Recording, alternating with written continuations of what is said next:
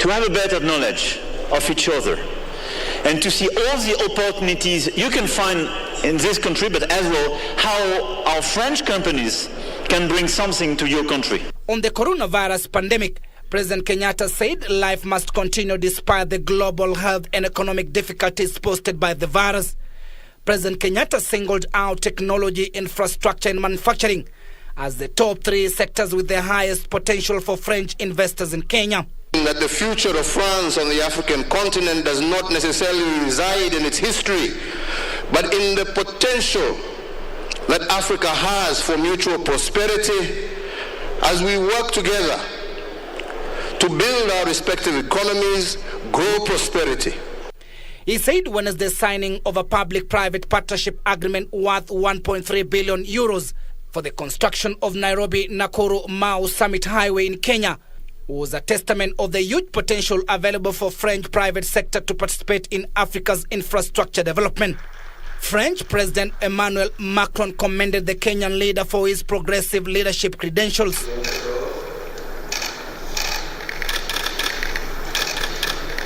Now to the latest on matters COVID-19, the country's death toll has risen to 718 after 7 people succumbed to the disease in the last 24 hours. In a statement sent to newsrooms, the Ministry of Health said 184 new cases of the novel coronavirus were recorded from 4,700 samples tested in the last 24 hours. The total caseload is 38,713 and the cumulative total of tests done so far has increased to 552,646.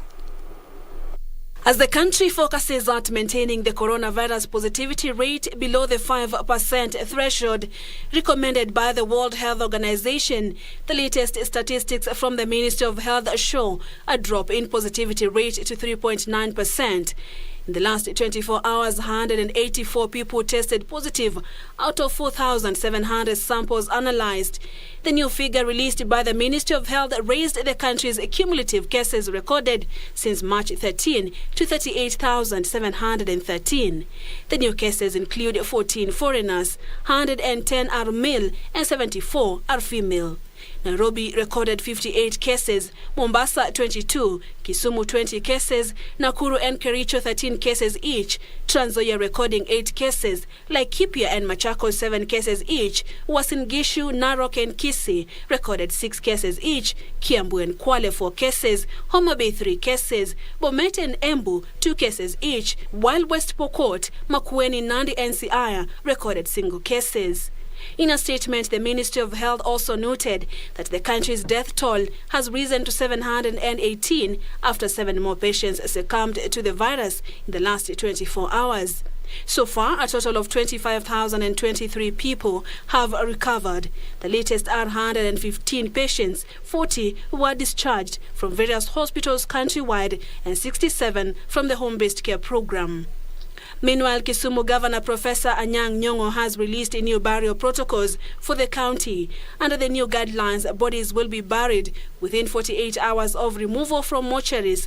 At the same time, morgues are barred from preserving bodies brought from outside the region. Feasting has also been banned, while the suspension on night vigils, popularly known as Disco Matanga, remains. Bodies in transit from elsewhere must not stop over in Kisumu town. Cross over and go where you are going. Purity Museo, Channel 1 News. Now, the Ministry of Labour is looking at possibilities of incorporating medical insurance cover in the Inua Jamii program for the elderly. Labour and Social Protection Cabinet Secretary Simon Chelugui says, based on lessons learned from the coronavirus pandemic, which took a toll mainly on the aged who had underlying medical conditions, it was now paramount that the government finds ways of cushioning those in their sunset years from the cost of medication. The government has allocated 29 billion shillings in the next financial year to scale up the social and economic inclusion program in Inua Jamii as it seeks to broaden its coverage. Speaking during the World International Elderly Day, Labour and Social Protection Cabinet Secretary Simon Chelugui says the ministry has developed a social assistance bill which is before the cabinet in view of improving the cover to make it universal and have funding from donors and well-wishers. The bill will enable the administrator to access or receive support from people of goodwill, agencies that support aldermen, so that we are able to provide universal support. The CS acknowledged that despite the program benefiting over 833,000 elderly citizens since 2018 when it was launched, more than 300,000 are yet to benefit. Currently, the program covers over 833,000 older persons out of 1.2 million people or Kenyans that older persons, meaning we still have a shortfall. And that is why I have already tabled in Cabinet the social assistance bill to increase the cover and make it universal. Chelugui said the coronavirus pandemic posed a bigger threat to the elderly, with the ministry now planning to enhance the program by including health insurance to all beneficiaries as a way of helping them meet the costly medical bills. Older persons are confronted by higher risks during pandemics. Therefore, it is imperative for governments like our government to put in place interventions that will help reduce the vulnerabilities. Suleimanieri, Channel 1 News. To some politics now, a section of Jubilee Party legislators has dismissed claims that the Deputy President, Dr. William Ruto, staged a coup in the party headquarters on Thursday, led by Meru Senator Mithika Linturi. The 38 MPs who accompanied the DP said that the Deputy Party leader is at liberty to visit the Jubilee office anytime he wishes, and dismissing claims that the action amounted to a takeover of the party. The legislators said they are legitimate members of the Jubilee Party and make monthly contributions to the party, and as such they cannot be branded as outsiders. The DP on Thursday made it clear that he will stop at nothing to ensure that order is restored in Jubilee, despite clear signs of a falling out with some party officials. There was no coup, there is no coup, na hakuna mapinduzi tumefanya katika chama chetu. Ya kwamba nataka kuwauliza, unaweza aje kufanya mapinduzi katika nyumba yako? Chama cha Jubilee ni chama chetu. Chama cha Jubilee sisi ndio tunakifadhili. Tumefika hapa leo kuweza kuongea na kubadilishana maoni kama wanachama, ili tujue tukienda mashinani tutawajibu wafuasi wetu yale maswali ambao wanaoulizia. After elections, Jubilee was given the mandate by the people of Kenya to lead this government. We therefore, as members of parliament, have a mandate to support the government legislative proposals. With that in mind, we keep on discussing among each other and exchanging notes on what is the best way forward whenever we have proposals by the government on the floor of the House. And therefore, it is not out of order for us to meet in our own house, Jubilee Party headquarters. Now, Likoni residents in Mombasa County have welcomed construction of the 3-kilometer Dongokundu Phase 1 water project, which is expected to consistently supply them with clean piped water. The project, which is fully funded by the national government at a cost of 175 million shillings, will have the capacity to supply 3,000 litres of water a day. Michael Mondiga reports. Joyce Ajuma, a resident in Mtwangwe area, Likoni constituency, Mombasa County, is looking forward to better days after years without piped water. Maji fresh huwa tunapata kwa shida sana. Wakituletea mtungi wanatuuzia shilingi 50. Na in fact hata si maji fresh kabisa. Unapata wametuchanganyia na chumvi. Na inakuwa ni ngumu kupata hiyo shilingi 50 kununua maji. Her sentiments echoed by Evans Kalama, who is also anticipating completion of Phase 1 of the Dongokundu water project. Huu mradi ukikamilika nadhani maji utapata kwa hii tap, na wengine wamekunywa maji ya chumvi. Hii chumvi tumbo zetu zimeanza kufuata vitambi, maana solutions na hypertonic. Hasa ukinywa hii maji ya chumvi unapata hakuna osmosis inaendelea vizuri pale kwa tumbo. Maji fresh hapa huwa hatupati. Hapa eneo hili huwa hatuna. Na vile tumesikia tumeletewa mradi huu wa maji, tutashukuru sana. Joyce and Evans are among other 250,000 people who will benefit from the facility, which is expected to be functional by the end of November this year. Water and Sanitation Cabinet Secretary Cecily Keruki, who inspected progress on Thursday, reiterated the government's commitment to providing water as an enabler of the Big Four development agenda. The water requirements in Mombasa and the region in general, tuko chini ya 50%. We are less than 50% of water sufficiency to this area and this particular county. So any investment that the government of Kenya is making is one where we should be careful in terms of time management, and it is one where I am personally taking responsibility to make sure that projects do not take longer than they ought to be taking. Phase 1 will cost 175 million shillings and supply 3,000 litres of water. Kariuki said, owing to the rapid population growth in Mombasa County, the ministry is working with county government to improve sanitation. Maji inapelekana pamoja na mambo ya sanitation na sewage management.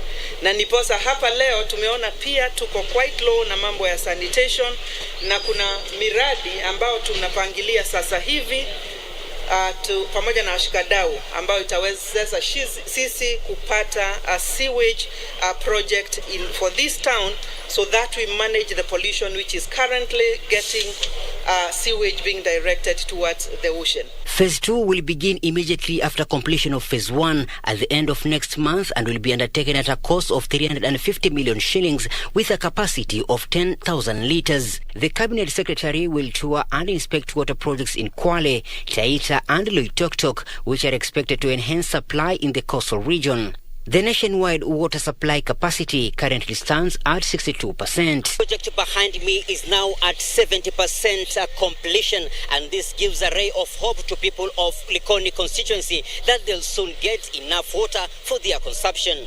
Reporting for Channel 1 News from Mombasa County, I'm Michael Mondiga. Michael Mondiga's story there takes us to our first break here on Business Inside. Do stay with us.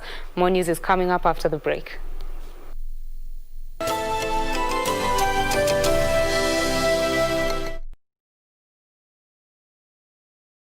When the world changed, it made us go back to the simple joys and love the little things even more, like serving up your best, eating together, and sharing more. Now, we'll take nothing for granted and always remember to taste the simple joys.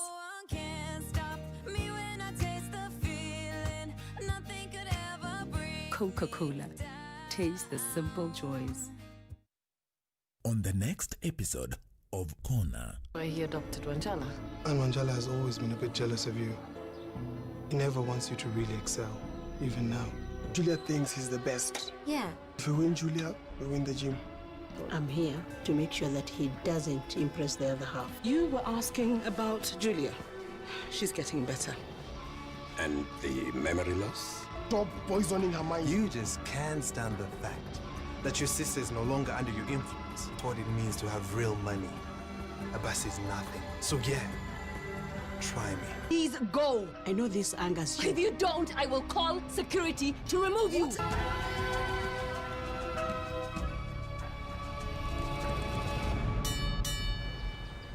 This weekend on KBC Channel 1. About how many of our girls are actually expecting children, and they are children themselves. During my teen life, I got a baby, I got pregnant when I was 16. Most men do not care how the girl will feel. For them, they are after one thing. I had to stay at home first, take care of the baby, then go back to school later. Girls need to have a vision. Where do you want to go? And I'll tell you, teenage pregnancy is a dream killer. Who mentors you? Who are you looking up to at that moment? Who has come and approached you and has worked with you? He got her education, and God blessed her with a job and a husband.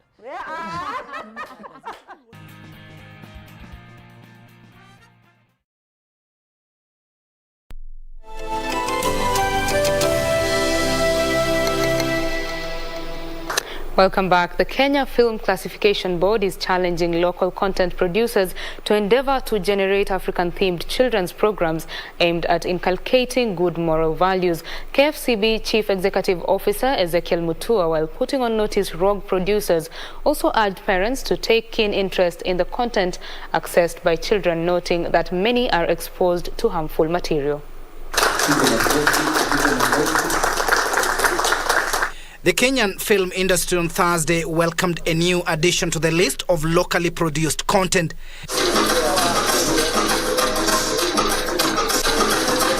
Researcher and professor of literary communications at Masinde Muliro University, Gara Kibachi, is the lead producer of African Animated Folktales, a series of films highlighting the adventures of two orphan siblings.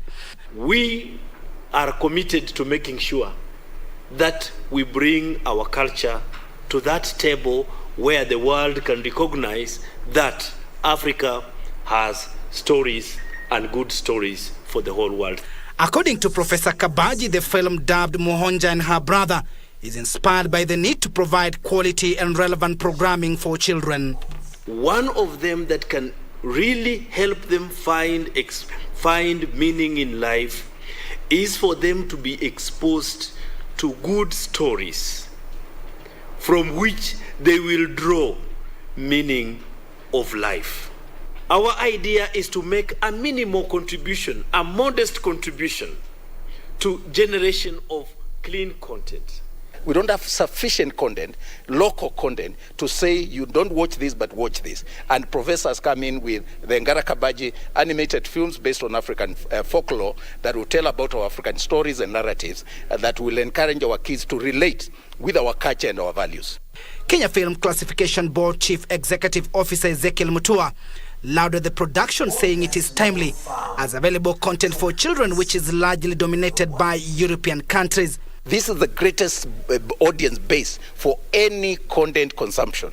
And therefore, we need to have content that speaks to their values, content that speaks to their experiences and their environment, that they can grow knowing and respecting themselves, knowing where they came from, knowing positive social values, knowing about things that can encourage them. Positive social values like hard work, integrity, honesty, teamwork, resilience. And these are the stories that are being told, that in life is not easy. Timothy Kipnusu for Channel 1 News.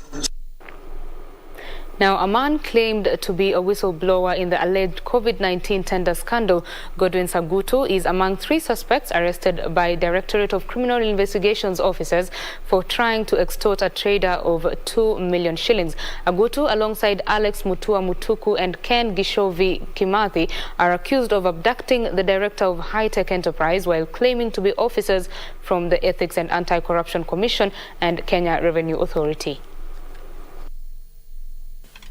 Police are holding 3 suspects who abducted a businessman in Nairobi while impersonating as anti-graft and Kenya Revenue Authority officers.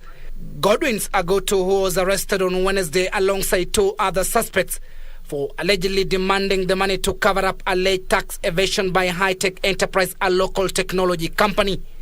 The 3 are said to have demanded the money to clear an alleged tax evasion case involving a victim who is already in police custody.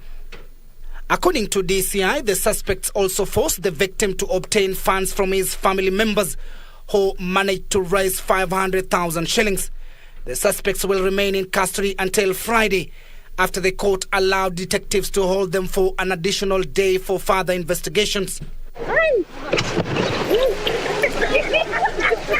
Meanwhile, police and judiciary officials in the central region have destroyed bank worth over 2 million shillings. The bang hole, which was set ablaze at Kerugoya Stadium in Kirinyaga County, had been recovered along Ethiopia-Kenya road. Central Region Commissioner Wilfred Nyangwangwa said that they will not relent fighting drug traffickers in the region. We want the public and the community at large to support hii wafanyabiashara wanafanya hii biashara, so that we deal with it once for all. Kerugoya Chief Magistrate Alice Ithuku said the court will work hand in hand with the local administration to make sure all drug traffickers face the law as stipulated in the constitution. Working very closely with the regional security team, the administration, and once people are brought to court and there's evidence, they are convicted and punished according to the law. If they repeat, they will still be arrested and brought back, and the necessary legal action, including the punishment, whether it's fine or being jailed, is provided by the law. Now, a family in Nairobi's Gashie area is in distress after their 27-year-old went missing 3 weeks ago. Clifton Lubuya, a second-born in a family of 7, was last seen at his working place in Roysambu area. It has been 21 days of agony for the family of Clifton Lubuya, the second-born child in a family of 7. Clifton was last seen at his workplace in Roysambu.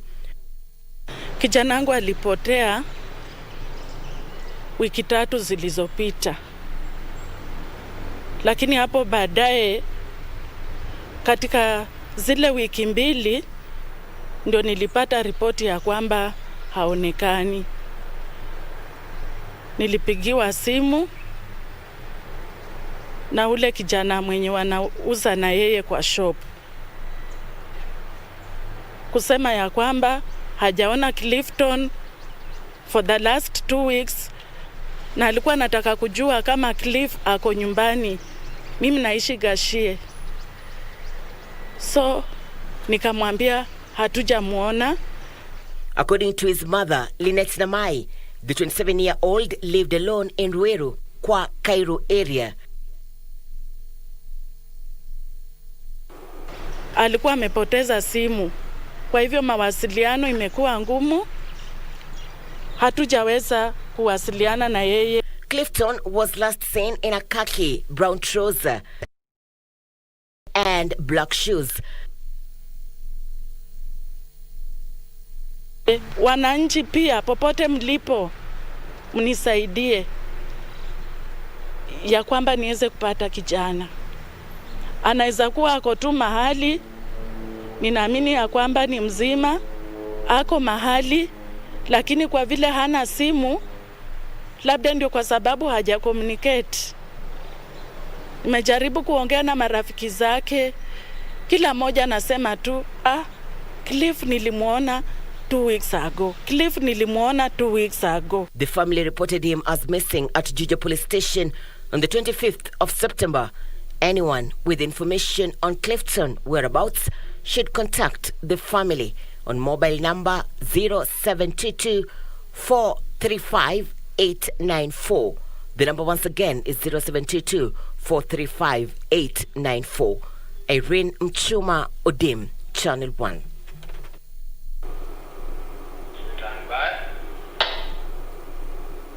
If you have any information about Clifton Lubuya's whereabouts, kindly reach out to that contact. We move on to the world news. The United Nations Food and Agriculture Organization says the record floods in Sudan have affected nearly 1/3 of cultivated land and close to 600,000 households. Elsewhere, the lawyer for Rwandan genocide suspect Felician Kabuga wants him to be tried in The Hague rather than a UN tribunal in Arusha, Tanzania.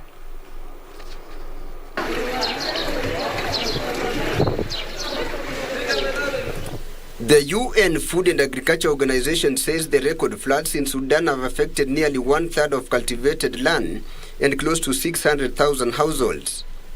Over 1 million tons of grain have been destroyed, particularly sorghum, which is a staple crop, and many families are having to cut down to 1 small meal a day. The floods have killed over 100 people. FAO says that apart from floods, the country is also facing a locust storms, which have devastated crops in the Horn of Africa. Meanwhile, the lawyer for Rwandan genocide suspect Felician Kabuga wants him to be tried in The Hague rather than a UN tribunal in Arusha, Tanzania.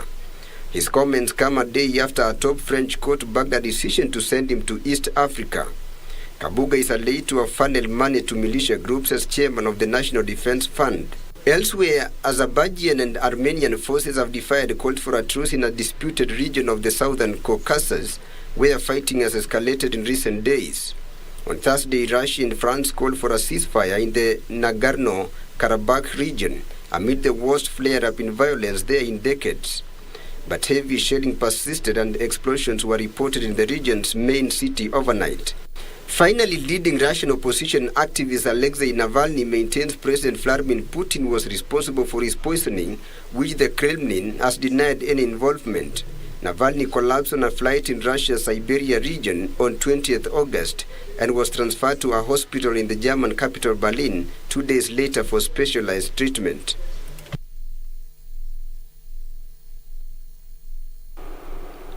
Back home, leaders in Samburu County are calling on the Ministry of Interior to conduct a security operation in Baragoi area to weed out criminals who are said to be behind a spate of murders in the region. Speaking in Samburu County, area women representative Maison Leshomo condemned the killing of a 35-year-old widow in Baragoi town last night and urged authorities to come up with a lasting solution for peace to prevail in the region. These and other stories in our county news briefs.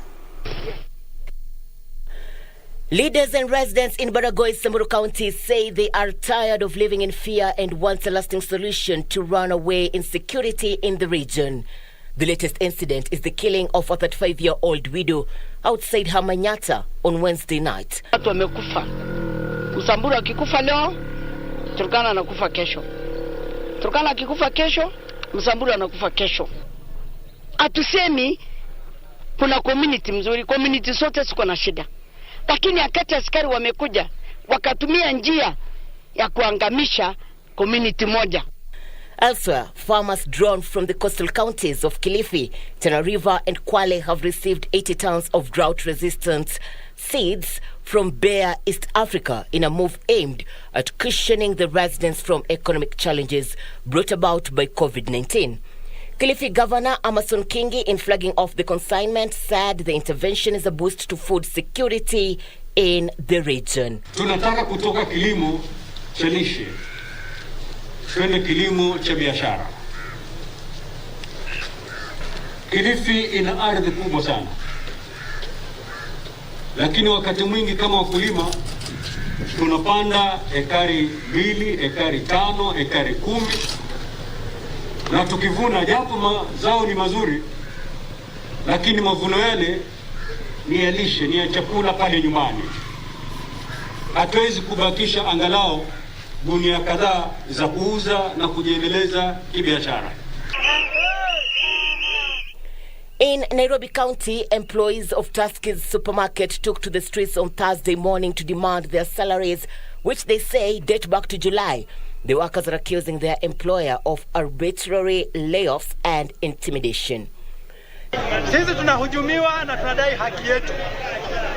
Tunadai haki yetu kama wananchi wa Kenya.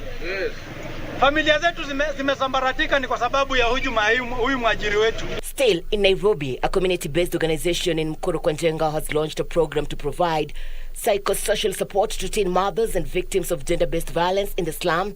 The program, dubbed Oasis of Hope, also seeks to provide sanitary towels and stationery to the girls. These cases of sexual and gender-based violence, they are being handled at the community level, that is at the kangaroo courts. The survivors are not accessing justice. And the community leaders are being compromised. But from our end, we are trying to sensitize the community so that we can break the silence and talk about the cases of sexual and gender-based violence. In Kisumu County, 3 families in Nyalenda slums were on Wednesday forced to spend the night in the cold after their houses were burnt down in a mysterious fire outbreak.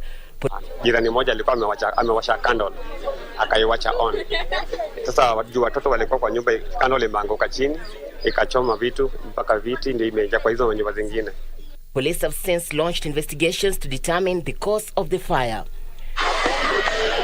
Meanwhile, leaders in parts of tea-growing areas in Rift Valley have been challenged to engage stakeholders with a view of unraveling the reasons behind the consistent drop in tea prices and bonuses to farmers in the region. Experts are warning of a looming economic disaster in the region if farmers are to abandon the cash crop. Teas in the west of the Rift fetch $1 below the teas that are east of the Rift, and that's $1 per kg, per kilo. That does discourage farmers, particularly from the west. Finally, the family of a Kiambu security guard who was allegedly shot and killed by a police officer is seeking justice for their kin. The family is accusing the police of dragging their feet in ensuring the said officer is brought to book. Mbeleni tulikuwa na hiyo maongeo wakipishana ani mtu anakuja hapa, so sauti yake nikainoti na nikajua ni yeye, so nikikuja kuchongea kujua aswa ni nini inaendelea, yeye alikuwa ameenda, so sauti na nini kila kitu na mtu nafahamu.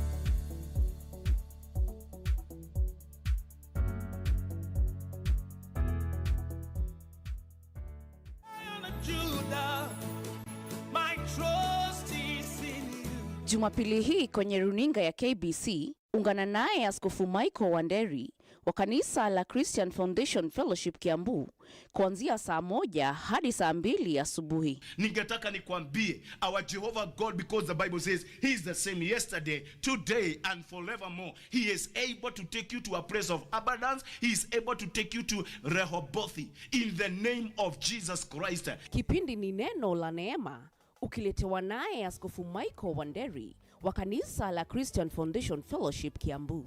Usikose.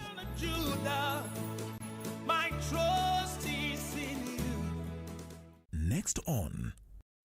By the way, unaona nikapata kijana kama huyo, naweza ingia box, alafu aniawe tikitiki. Ndoto za kutoka ghetto uko nazo Mbaya. Basi mtu akioa huko mazee ameomoka. Toshi mboga huko buda. Umeoa? Whatever she did, I can do better. When are we meeting her? Oh. You know, the mysterious lady who's cleaning you up and keeping you away from the family. Mimi siwezi taka kuomoka na jazz, hata kukubali kwa manzi yangu. Lakini kama umekufia hiyo dem, usilalie masikio. Siwezi mwagonga juu ya dem mwenye hata zinaangalia mara mbili. Sometimes I tend to think that this woman is trying to take everything that belongs to dad and will be left in a cold. Well, I hope you're wrong on that, Glenn.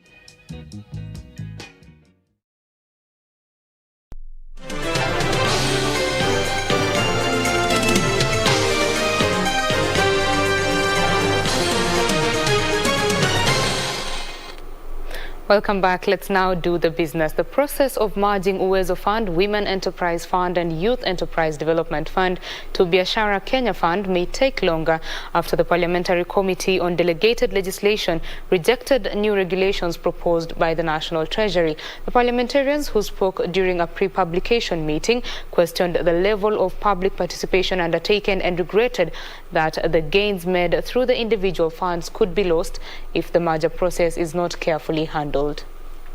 The formation of Biashara Kenya Fund aims to ensure youth, women, persons living with disabilities and small enterprises access low-cost business loans from one agency.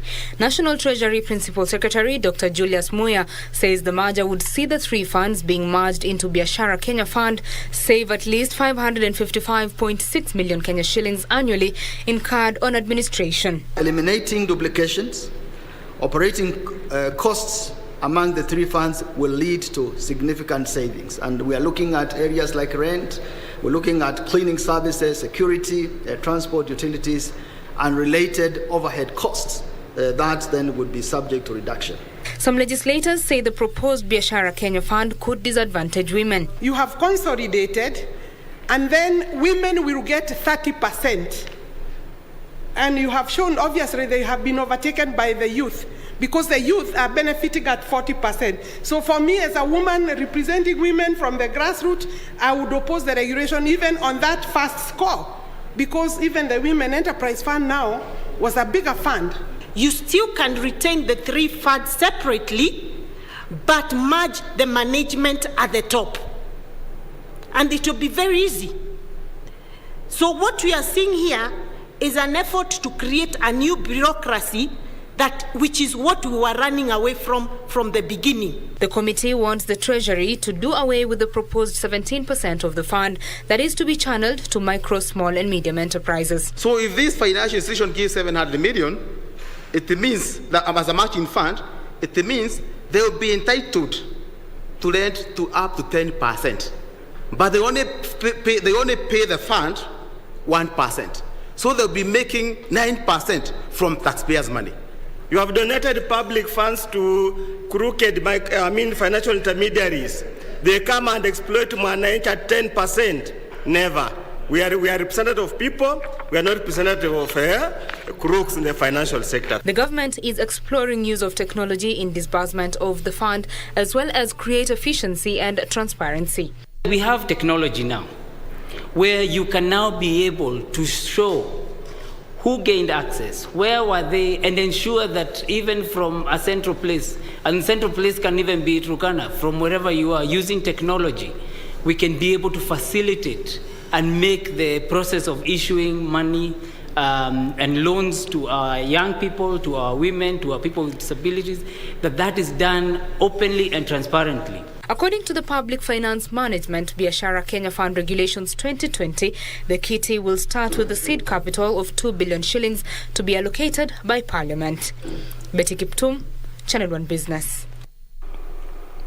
Now, a new technology is changing lives of visually impaired students. The visual assistive technology does not change eyesight, but helps process visual information and transfuse it to audio.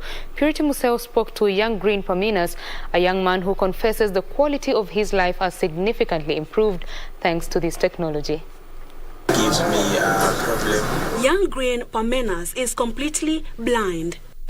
My parents, at first, they didn't realize that I was blind, but later, I think 2 years later, they started seeing signs. But I had eyes, but they were not seeing.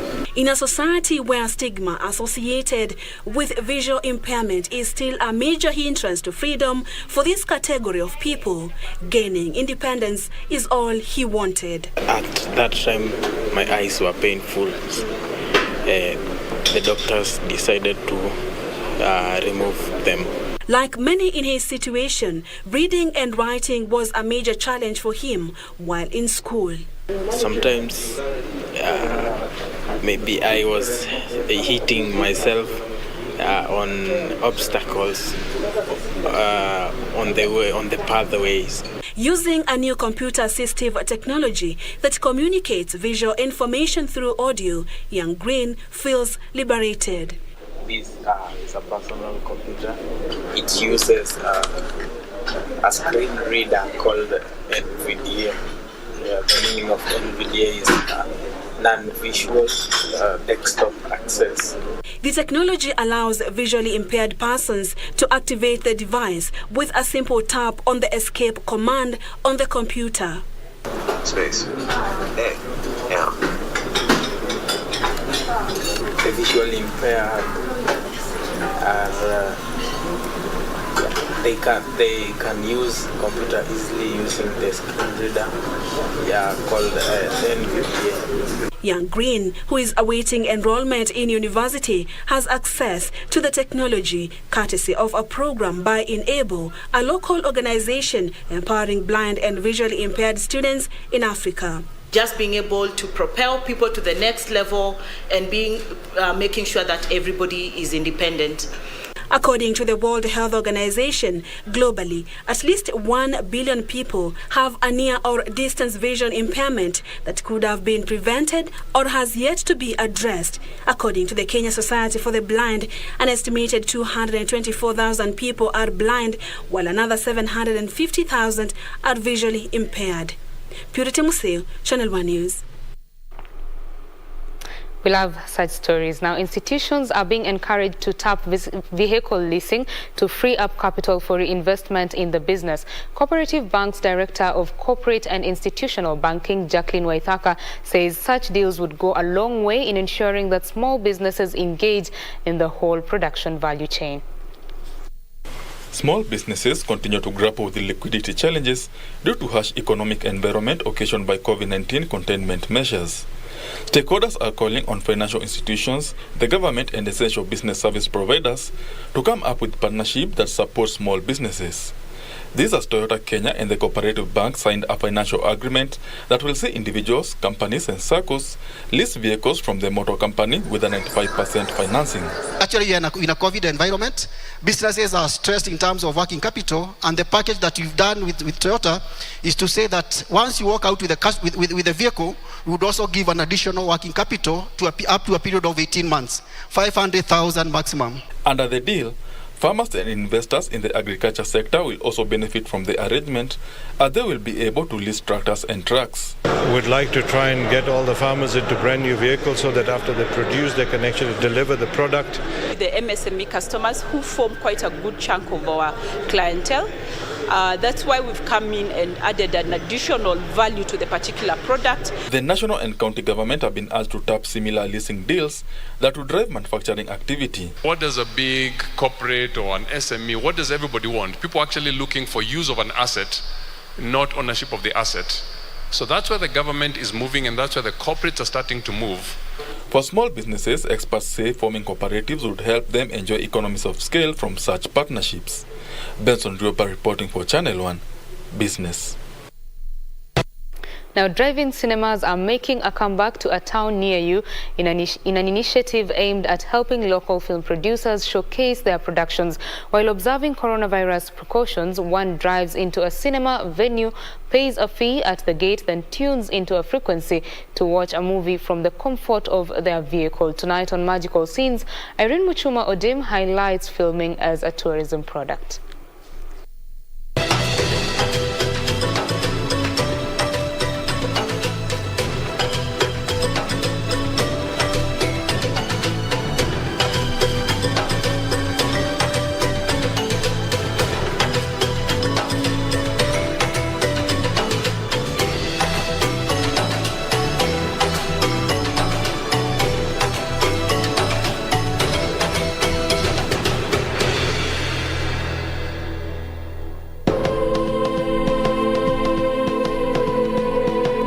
Drive-in cinemas were popular in Kenya in the 1980s and 1990s, offering a platform for families and friends to bond. At the turn of the century, their popularity waned, perhaps due to emergence of cheaper movie options. Restrictions to contain the spread of COVID-19 pandemic has driven the need for drive-in cinemas as those in urban centers pursue outdoor entertainment sports after being indoors for several months.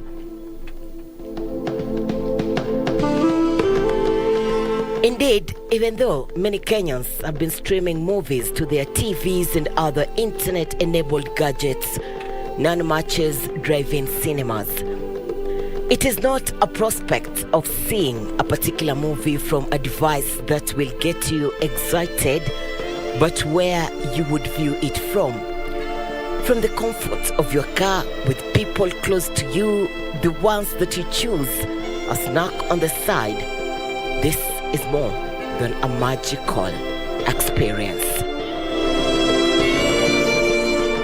The same way you would like to be comfortable while on your couch relaxing in your house is the same way you'd like to be comfortable while going for a cinema. It is important that you put on your most comfortable clothes while going for a drive-in cinema. It is a relaxing activity. The journey to revive drive-in cinemas in Kenya has started. This is Galleria area in Karen, Nairobi County. The sun setting and movie enthusiasts are settling in for a sit-down movie experience from the comfort of their vehicles. The ecstasy of it is that you tune in using your vehicle's radio. The number of people with you does not change the fee to this movie venue. Not only are we bringing you this as a one-off, but we would like this to be a way of life for Kenyans, where a culture of cinema going is appreciated by all. We are beginning to see things turning around. We are hopeful, and we hope it's going to change. Whether you are a movie fanatic or you occasionally watch movies, when the weather permits, you will love the adventure of drive-in cinemas. Irene Mchuma Odim, Magical Sense in the county of Nairobi.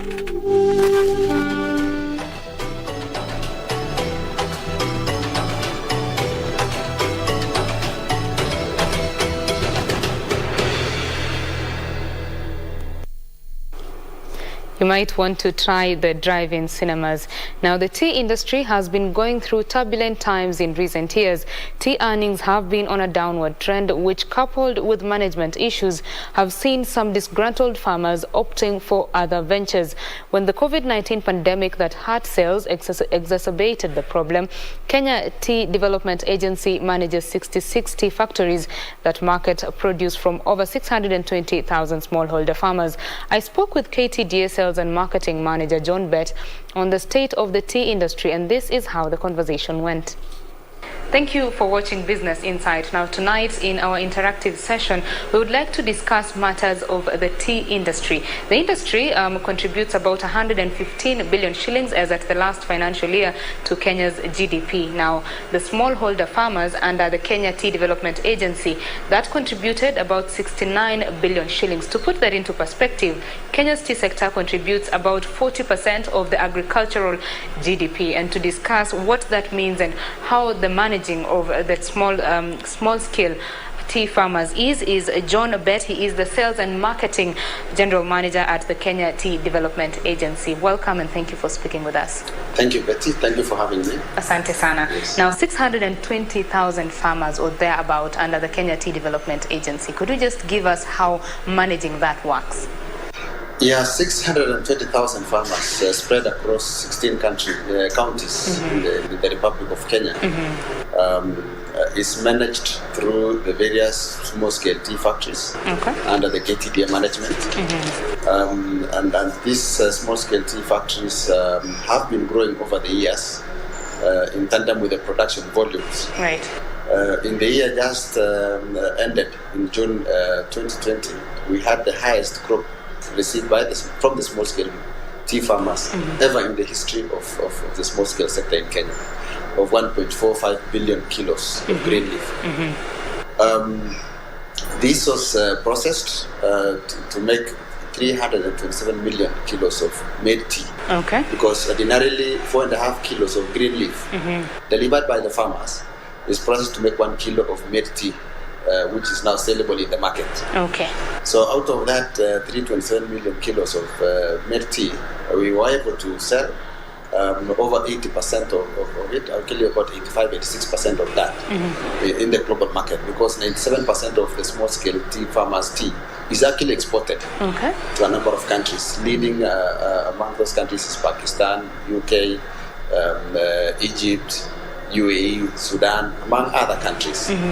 So in totality, the small-scale tea sector still plays a very critical role in the rural economies, ensuring that there is livelihoods in terms of incomes, which is used to sustain the farmers' lives in the rural areas. Right, that is very important, definitely. Yes. So how does now the bumper harvest, so to say, that you've just given us, how does it translate to the payment for farmers? Yeah, that bumper harvest, in terms of the global, because these are global business, given that 97% of that is exported. contributes or competes with tea from other producing countries. Globally, we have over 60 countries producing tea. But the key countries that determine the flow of the market is largely Kenya, India, China, and Sri Lanka, amongst others. Of course, there is Vietnam that also has a big place in the supply chain, and Turkey and Malawi from Africa. So when you look at the production from these countries and you put them together, it now determines the flow in the price levels given the supply-demand dynamics. So when you look at production situation from these countries, we have from 2018 we have had very good harvest from these countries, resulting in oversurplus of over 200 million kilos. At the beginning of the year just ended, that was as of July 2019. We had over 200 million kilo surplus. So when you put the record crop that we received in the year, it means the prices were definitely going to go down further, because we are supplying much more than what the market can consume. Ordinarily, consumption growth globally is about 3.7%. Production is going as high as almost 4.5%. So you can see that is definitely going to have an oversupply. So when we came into the corona pandemic season, the corona pandemic was coming to dampen further and already challenge the environment. Now, considering the numbers that you've put forth, despite the bumper harvest, what will these now impact the payment that farmers get for that year ended June 2020? The good thing is that this is a volume-based business also.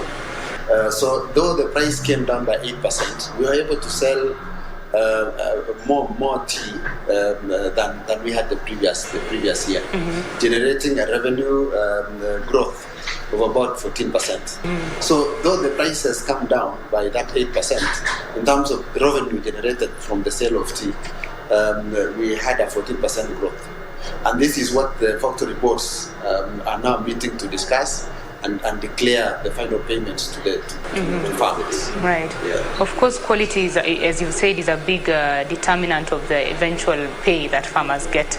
There is also the cost of production that you've mentioned. How is KTDA helping farmers to ensure that, or the factories, so to say, to ensure that production is at its most efficient level? Thank you very much. Over the years, there's been a lot of investment in managing the costs. One of it being mechanization. Previously, in a factory, you have so many staff, to about 300 or thereabout, running the operations within the factory. But because of mechanization, these numbers have actually come down. Secondly, we have also invested a lot in ICT to try and automate some of the functions that were being done manually before. Thirdly is investments along the value chain, in terms of warehousing, in terms of power generation, in terms of tea machinery, where we are importing from outside the country. Now we're producing locally. So, and of course, the key among the activities that will ensure that the farmer gets the best return is investments in quality management. When you look at the factory expansions, the factories are expanded to ensure that the tea is processed as fresh as possible. The longer the tea stays in the field, the lower the quality deteriorates very fast. So that investment in factory expansion, new production facility in terms of satellites, the road maintenance, all that has gone towards ensuring that the tea arrives at the factory in good quality, processed and marketed when it's still in its best form. Of course, there's a place that I read that Kenyan tea is the only tea that tastes the same both on the ground and in the air. Is that right? That was something interesting to find out. But that said, it means that Kenya's tea has quite some good quality to compete in the international levels. Are there any plans of maybe diversification into other types of tea? Just to add on to the statement that you have made that the Kenyan tea is of good quality and is accepted globally. Right. It's true. It's true. This is an international business, and in running this business, you have to comply with all the international requirements in terms of the biological requirements, minimum residue levels, and all other aspects of good manufacturing and agricultural practices. So when our tea is able to penetrate all the countries, because we ship to so many countries, because we are able to meet those international standards that will enable us. And that's why when you look at the factories, the hygiene standards, the safety standards, and everything that pertains to good manufacturing practices is deployed. So, and that is what we plan to do going forward, so that we always be able to penetrate new markets, even as we bring in new products. Because right now we have been largely servicing the black CTC segment of the global tea. Okay. Because globally there are three main types of teas. There's black CTC, black orthodox, and green teas. And green teas can be also green CTC and other types of teas. So we have been largely on black CTC, which means it's restricting us to a few markets. So, but in the recent past, we have also gone into a black orthodox market. This is a market that is largely dominated by the likes of Sri Lanka.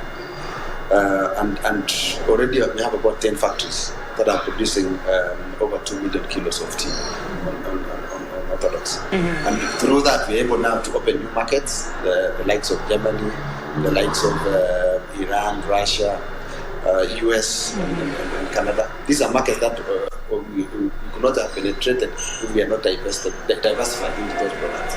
Of course, in the near future, we also see ourselves producing green tea.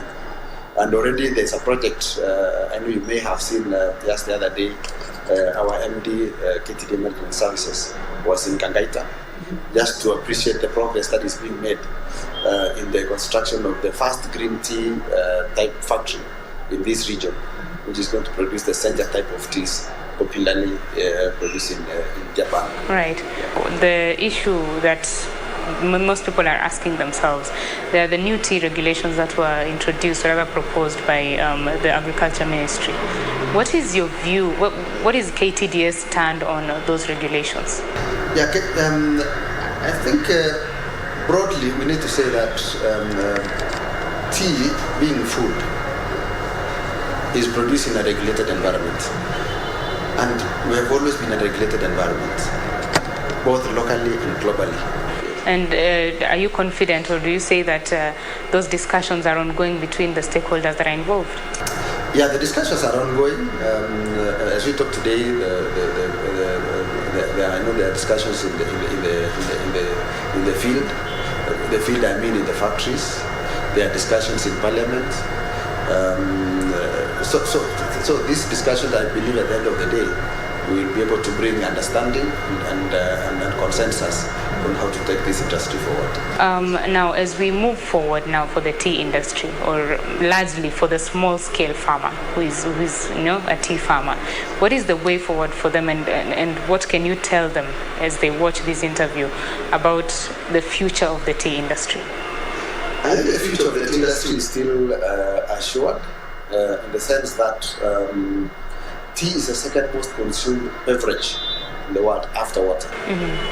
So that future is still there. The population is still growing.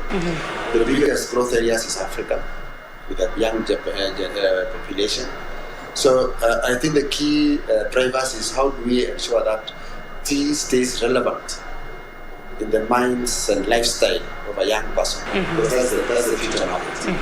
If you see established markets like UK, the black tea consumption is going down, but consumption of this green tea and specialty tea products is going up. The same is replicated across the world. So, and the competition is getting stronger by the day. We have competition from carbonated drinks. We have more competition from water itself. Previously, water, you only drink water from a tap, or when you're at home or in the office from a bottle. But these days, water is portable. Right. So there's more competition from there also. More competition from coffee, other beverages. And also more competition from what else can you use the money with? You know, there's competition for the throat on matters that we can swallow. Right. But also there's competition for the pocket. Mm-hmm. And these days, a young man will decide whether to have a cup of tea or buy airtime, so that they can enjoy the social media and all that stuff. Right. So there's competition everywhere. Well, that is John Bett. He is the General Manager in charge of sales and marketing at the Kenya Tea Development Agency. We have been discussing matters of the tea industry, especially the small-scale farmer. And he says that diversification, taking advantage of the target market, or rather the new market that is developing, as well as just going into those new markets in there, out there with the diversified green teas as well as the orthodox teas are the way to go. He says that the tea industry has a future and that the tea farmer will continue making a profit. Thank you very much for watching. I'm Betty Kiptum. Continue watching Business Insight. Moving on to other news, the Coast Development Authority has unveiled the first water bottling plant in Tana River County, which has been sourcing the products from Nairobi or Mombasa. Coast Development Authority Managing Director Dr. Mohamed Kainan says the bottling plant that has a processing capacity of 4,000 bottles of water per hour will serve Tana River and the neighboring counties of Garissa, Lamu and Kilifi. Galole Fruit Processing Factory, which is situated in the outskirts of Hola Town in Tana River County, has been frequently operating below capacity during the mango off-season period. In a bid to make the factory operational throughout the year, the Coast Development Authority has constructed a 7.5 million shilling state-of-the-art water treatment and packaging plant at the facility. Then from there we are... Coast Development Authority Managing Director Mohamed Kainan says the automated bottler filling machine bottles 2,000 litres per hour and purifies 1,000 litres per hour. The facility is expected to generate 6 million shillings monthly in revenue and create more job opportunities. This project previously had the mango line, which was supposed to process mango pulp. We realized that during the off mango production season, we do have a lot of staff which needs to be engaged. And as you can see, this project has employed close to 25 persons. The new water production line will source water from River Tana. The project, which is first of its kind in Tana River County, is seeking to gain a foothold in the neighboring counties of Garissa, Lamu and Kilifi. This water will be distributed to the nearby markets. We have Hola, county headquarters Hola, we have Lamu, we have Garissa, we have Kilifi. And we're trying to serve the local population water need. We are going to sell our water at a factory price. The new venture is earmarked to support the fruit project, which processes 30 metric tons of mangoes daily during the mango season. We now take a short break. We will be back with more news, including how a couple in Kibwezi is making big from the sale of mangoes. We shall be back.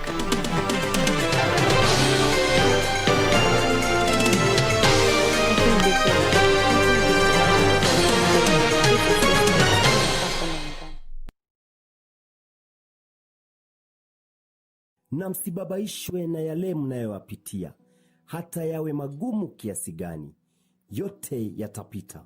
La msingi ni kuweka tumaini letu kwa Mungu aliyetuumba. Katika kitabu cha Warumi 5:3, wala si hivyo tu, ila mnafurahia. Kupata dhiki huleta zaburi. Bonyeza *811 *963#. Bonyeza *811 *963#. This weekend on KBC Channel 1. Ha! Stupid is an understatement. Talk of crazy. Crazy is outdated, honey. Why do you think I got the ring and not you? That ring should be on my finger, you homebreaker. Hey, Tisia, my brother. Siku za mwizi has caught up with you. I bet you three feel pretty stupid for fighting over a man who clearly doesn't deserve your attention. See you. We both know that's not true. We both know that's not true.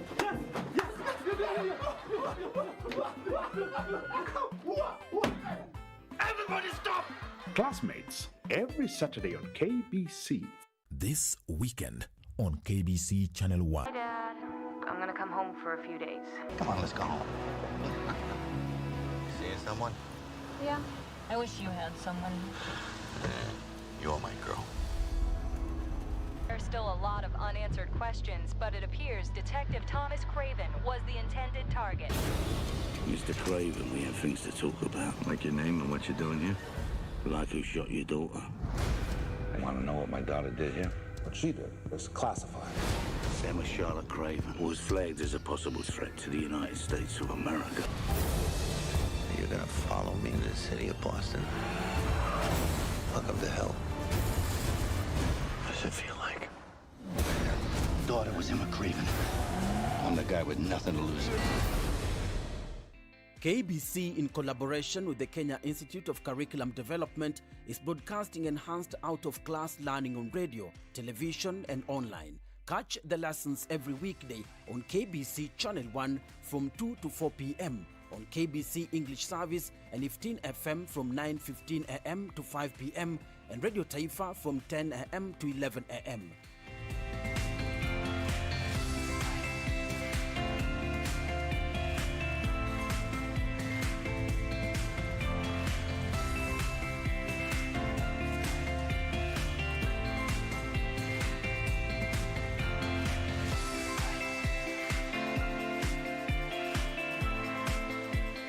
KBC English Service, Radio Taifa, and 15 FM are also available countrywide on the free-to-air Signet digital TV platform, or log on to www.kbc.co.ke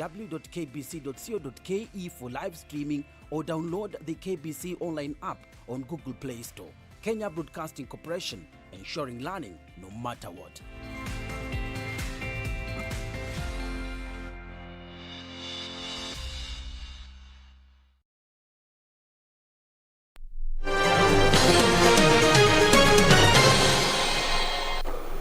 Welcome back. Now, Agriculture Cabinet Secretary Peter Munya has told the managements of coffee cooperatives to stop committing factory assets as collateral for loans. This comes days after 8 coffee factories affiliated to Rumukia Cooperative Society were put up for auctioning over 163 million shillings debt.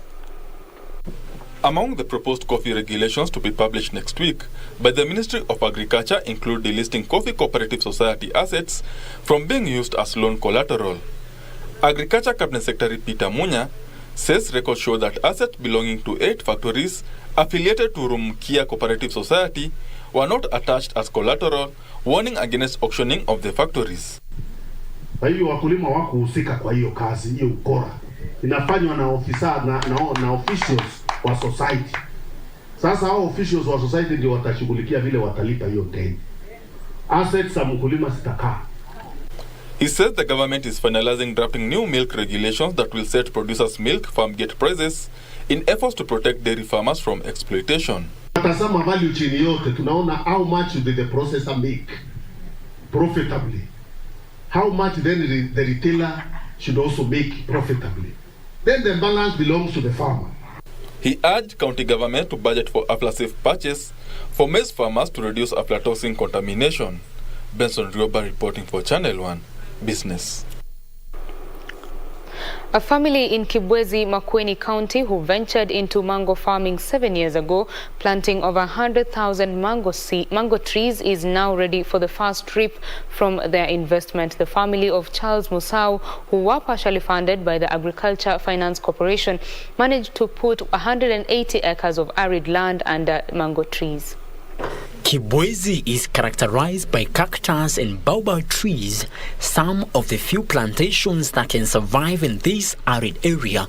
However, a couple in the area are slowly changing the narrative after clearing a 180-acre piece of land and starting an orchard.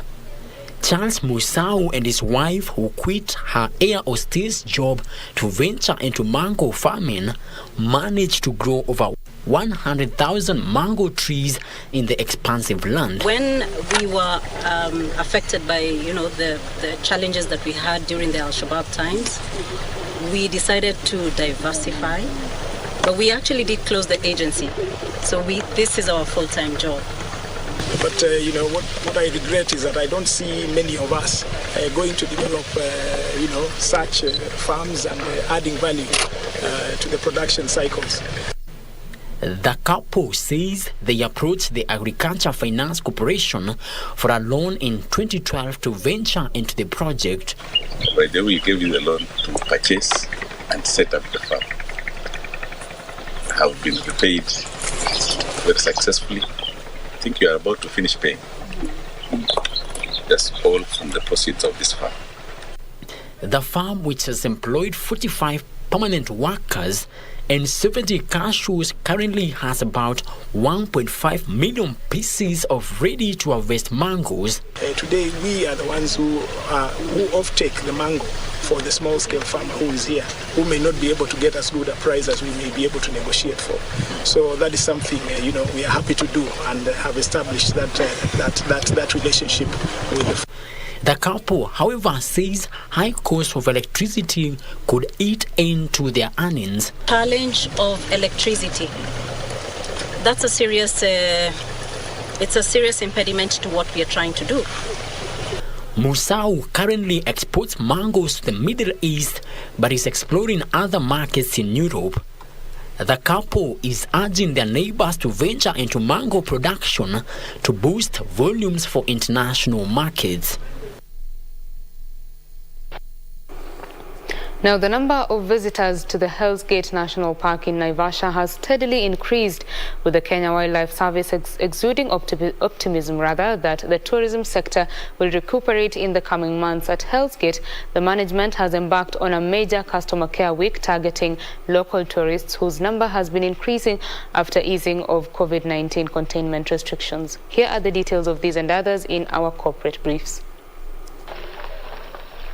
At the height of the COVID-19 pandemic, national parks and reserves across the country were closed, affecting tourist activities.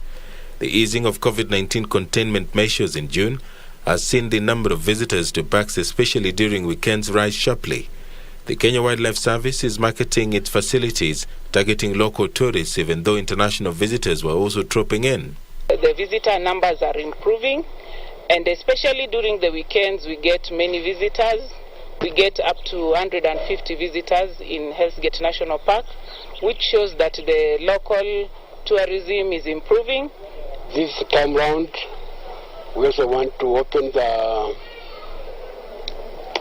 Olukaria Hill, whereby we also want the customers to experience that trek of the hill, Olukaria.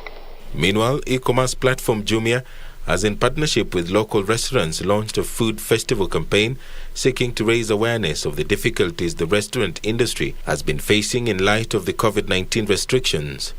Jumia hopes the month-long campaign will encourage customers to order more food online from restaurants.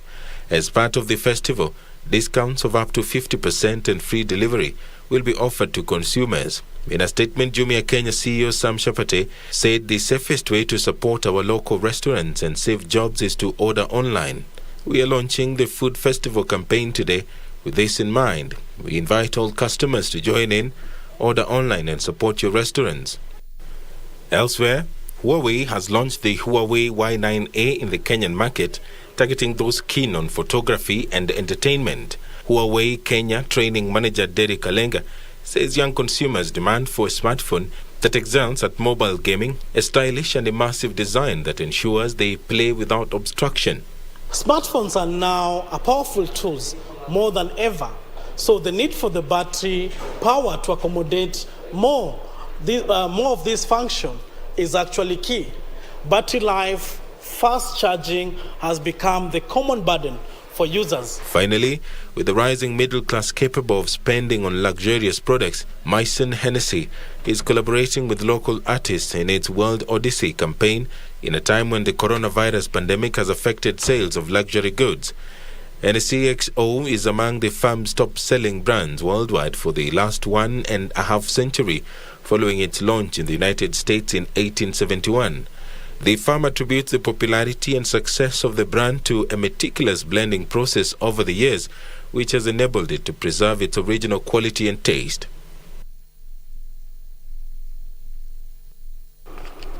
In the international business front, Rolls-Royce has announced it will seek to raise billions of pounds to bolster its finances after a sharp deterioration in civil aerospace because of the pandemic. The plane engine maker will seek to raise £2 billion from its shareholders through a rights issue. Here are the details of these and others from across the globe. Rolls-Royce has been hit by the fall in air travel amid the COVID-19 outbreak. The plane engine maker is keen on raising £2 billion from its shareholders through a rights issue. The rights issue could trigger a further £1 billion loan from UK Export Finance, the government's trade finance body. Rolls-Royce has already borrowed £2 billion from the state, but Rolls-Royce said an extension of a government loan was dependent on both UK Export Finance and HM Treasury approving the terms of the rights issue. The UK government holds a golden share in Rolls-Royce, which prevents the company, which is deemed to be of strategic interest to the UK, from coming under foreign control.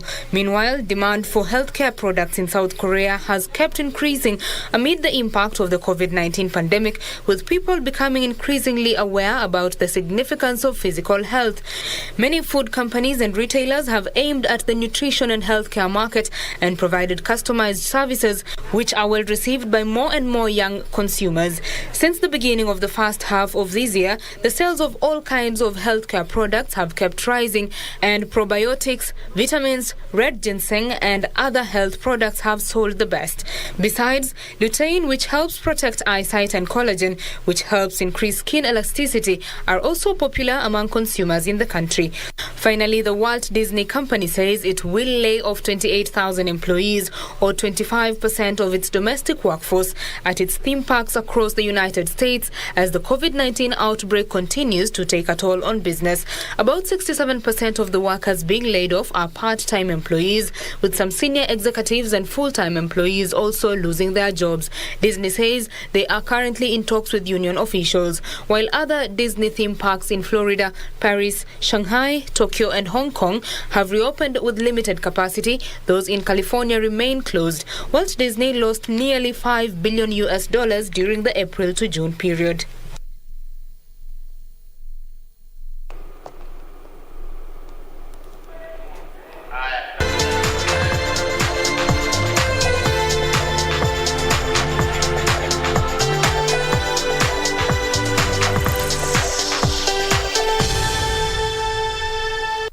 Let's do the sport now. Organizers of the World Athletics Continental have rallied fans to turn up and support local athletes this Saturday during the last leg of the Continental Tour at Nyayo National Stadium.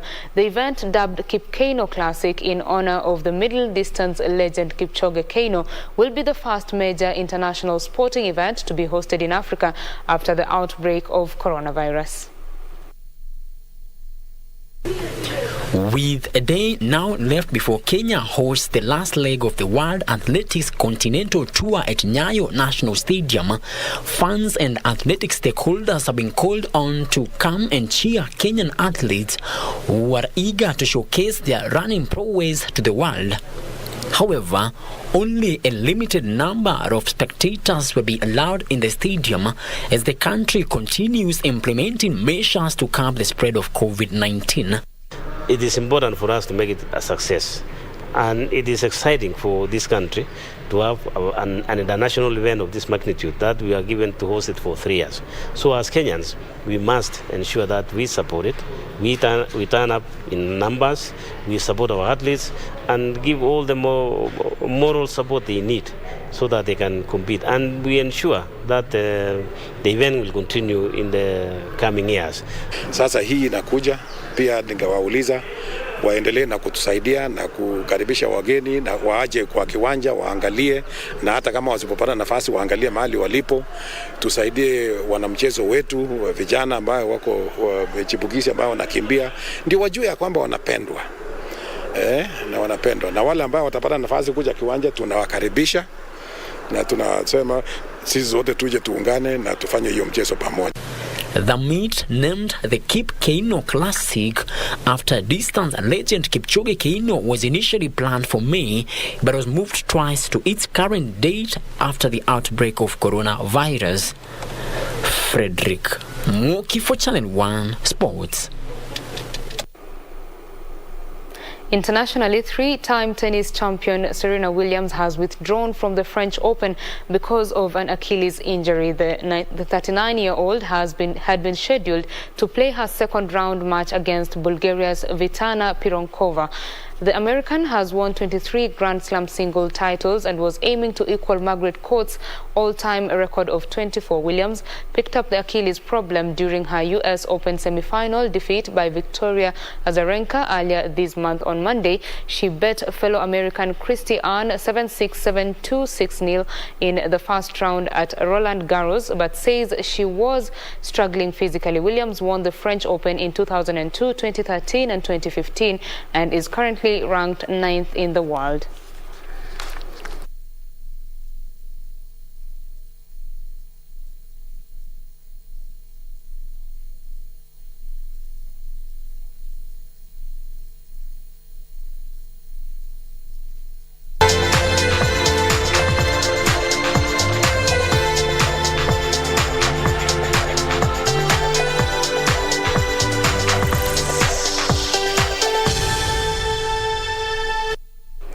Well, it's on that sporty note that we wrap up Business Insight tonight. Thank you very much for your company. My name is Betty Kiptum.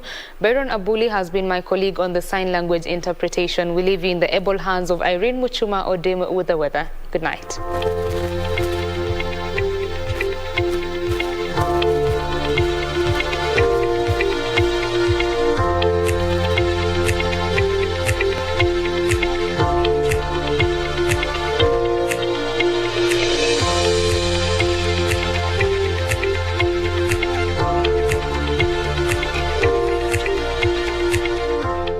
Good evening. I hope you're well from wherever you are. This is Channel 1 Weather Updates. My name is Irene Mchuma Odem. It's the first day in the month of October, a period that is characterized with the onset of short rains, but this time round, weather experts say that we should expect dry weather conditions over most parts of the country during this month, with scattered wet conditions over a few counties in the country.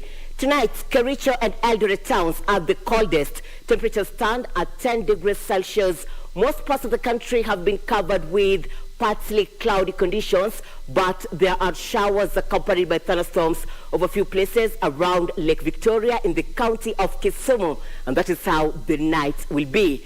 Looking ahead, Friday will be sunny over most parts of the country during the morning hours, starting from the northwestern parts of the country to the northeastern. The coastal strip will mainly be sunny, but there will be scattered showers in Lamu and Malindi during the morning hours. The western sector will mainly experience sunny intervals during the morning hours, but there will be rains in Kakamega County during the early morning hours. The capital, Meru and Nyeri areas will mainly be cloudy during the morning hours. There will be showers over a few places in Meru and Nyeri, and these will be mainly over mountainous areas such as Mount Kenya and Aberdares. The northwestern parts of the country will mainly experience sunny intervals, and this will change during the afternoon hours. There will be showers accompanied by thunderstorms in areas of Lodwar and Samburu. There will also be showers accompanied by thunderstorms over a few areas of the areas of Kisumu and Kakamega. The northeastern and the coastal strip will mainly be sunny during the afternoon hours. This cloudiness that you're seeing here will only affect a few areas, but that does not mean that wet conditions will prevail. Weather patterns that will also prevail in areas around Garissa. It will be sunny in Machakos, Makindu, and Voi. Best temperatures will be experienced in Mandera at 37 degrees Celsius, though they have slightly gone down compared to what residents in that region experienced today. The capital will experience highs of 26, and for you in Kisumu, expect highs of 29 degrees Celsius. And on that note, let's now cross the borders and have a look at the international forecast. Do have a good night and a lovely day ahead.